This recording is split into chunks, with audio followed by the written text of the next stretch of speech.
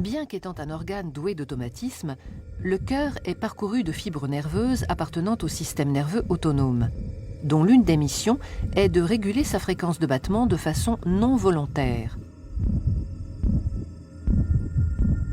Il est composé de deux systèmes antagonistes mais complémentaires. Le système nerveux sympathique, qui est cardio-accélérateur, son activité provoquant l'accélération de la fréquence cardiaque, et le système nerveux parasympathique, qui lui est cardiomodérateur. L'activité de ces systèmes n'est jamais nulle.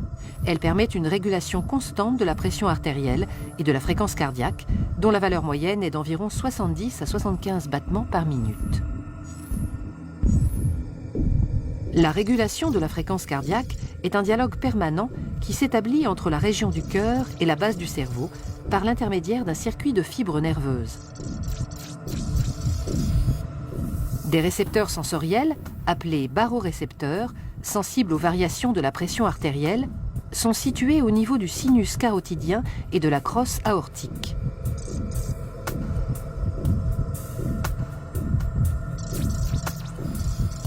Au repos, l'activité cardio-modératrice l'emporte sur l'activité cardio-accélératrice.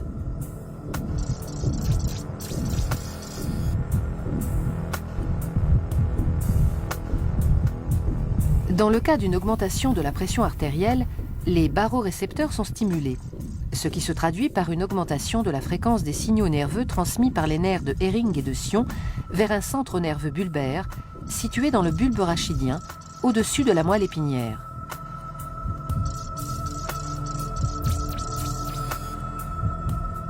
Ce dernier élabore une réponse adaptée en augmentant l'activité des nerfs parasympathiques et en diminuant celle des nerfs sympathiques. Le ralentissement du cœur se fait par la libération d'un neurotransmetteur, l'acétylcholine, sécrété par le système nerveux parasympathique. En conséquence, fréquence et débit cardiaque diminuent, ce qui abaisse la pression artérielle en la ramenant à sa valeur normale.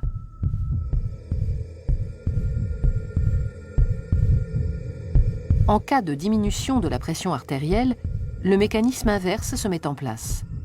La fréquence des signaux transmis par les nerfs de Hering et de Sion vers le centre nerveux bulbaire est réduite.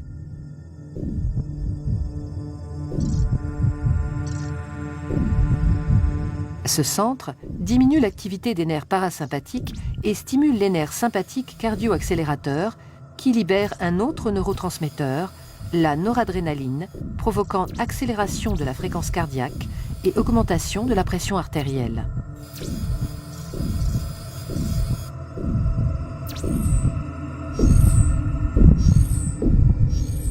Ces mécanismes constituent une boucle de régulation qui contribue à maintenir la pression artérielle dans d'étroites limites autour d'une valeur de référence.